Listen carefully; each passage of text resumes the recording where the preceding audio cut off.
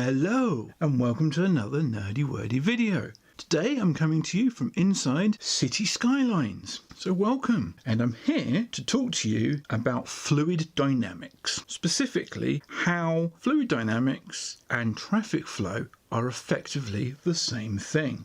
This video was inspired by Biffa, who has a fantastic channel which I'll link to in the description below, and he does a lot of City Skylines videos and it's very interesting and you should check him out. Nevertheless, I'm going to disagree with him somewhat on the subject of lane mathematics. As I've already established, we're talking about fluid dynamics. One of the ways you can express fluid dynamics is with something like this bad boy.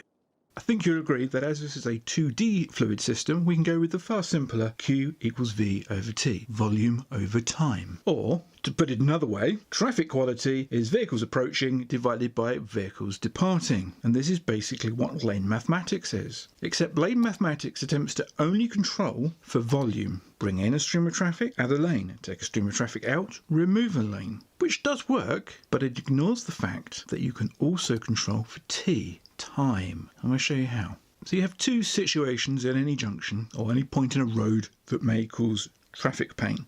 But that's just annoying. And we're back. Generally speaking, you reach a problem when the amount of traffic coming in is greater than the traffic flowing out. Oh, for goodness sake. What's this? Hang on.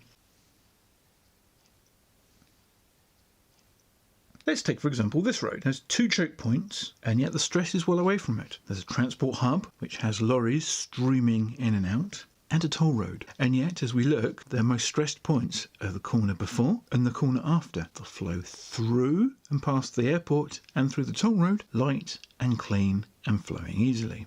So you either need to control for V, the volume of space the traffic has to fill, or T, the amount of time that it takes for the traffic to bog off again. Now, if you're using something like Traffic Manager, you can also control the speed limits. Now, if you're playing with purely vanilla, you'll have to control the speed limits by picking faster or slower roads. But you can control for speed. And controlling for T allows you to do a few other things.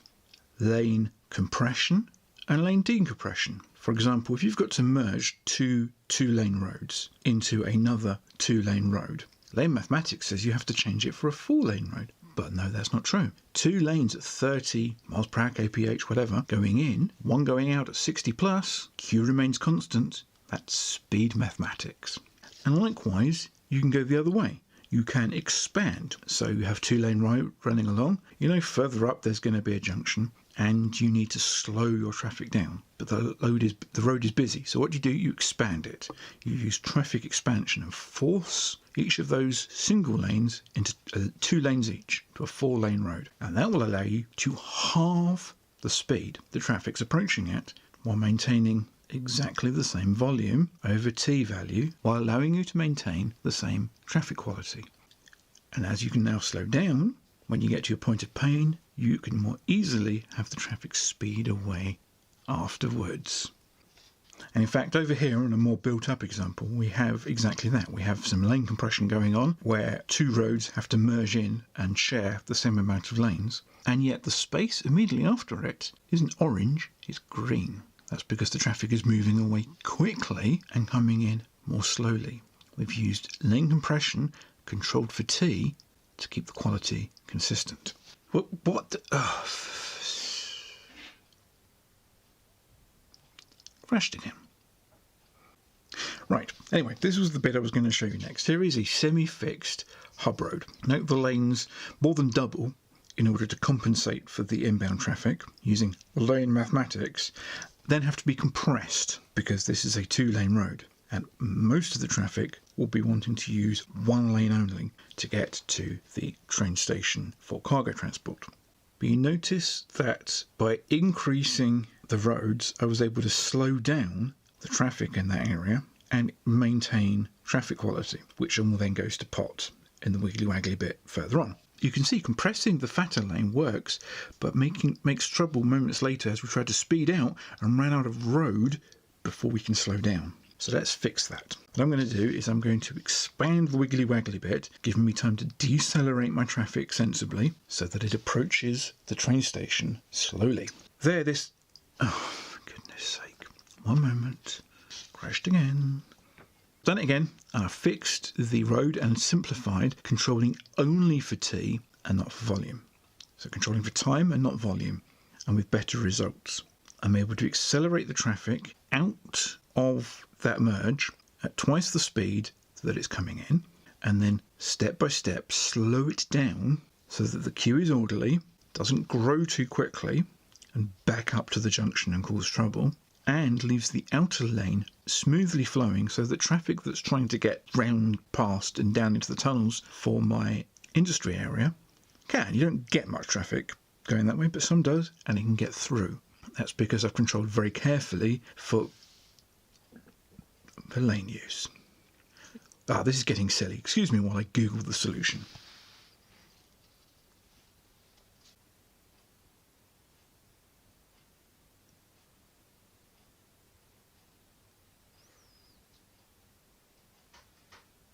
Right, and we're back with proper screen capture. Apparently the solution was to use Traffic Manager and delete all traffic. Don't ask me why, but it fixed it. Now you can see the traffic flowing through my rejigged wiggly windy road, and it's moving smoothly, and the unavoidable snarl at the station is happening, but it's moving along. It's not growing too much, it's fairly constant, and the traffic heading for the industrial area via the tunnels can slip through without getting blocked by it, because I'm using graduated speed reduction to ease the traffic from the high pressure 4 lanes down to 1 lane by speeding away from the join and then decelerating it.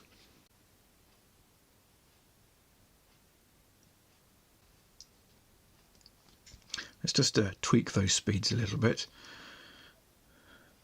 There we go, much better.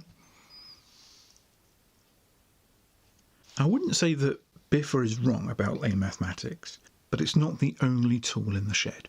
You can control for V, volume, by expanding lanes, and that does work. But you can also control for time, or speed, which is just a product of time.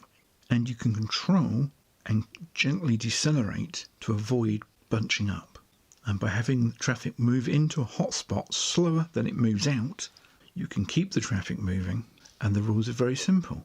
The amount you decrease the lanes by, the amount you increase the speed by.